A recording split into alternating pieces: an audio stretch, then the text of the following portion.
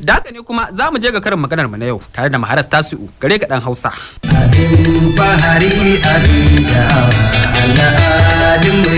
Karin magana ta mu ta yau guntun gatarinka hakan ta sa muka fita muka zanta da 'yan Hausa ko za mu samu karashin wannan karin maganar ga yadda zantawar ta mu ta kasance. Zanka na Malam Bahaushe zaka za sa suna wani karin magana guntun gatarinka ya fi sari ka bani ko? ya da bayanta kake da haka karin magana yake?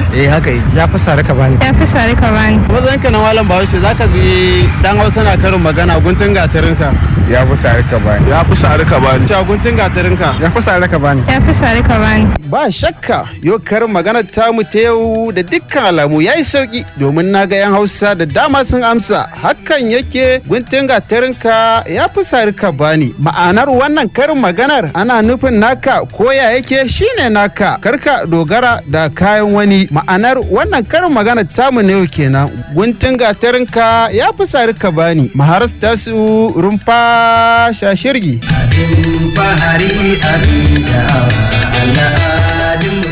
An gaishe ka wakilin dan Hausa. Yanzu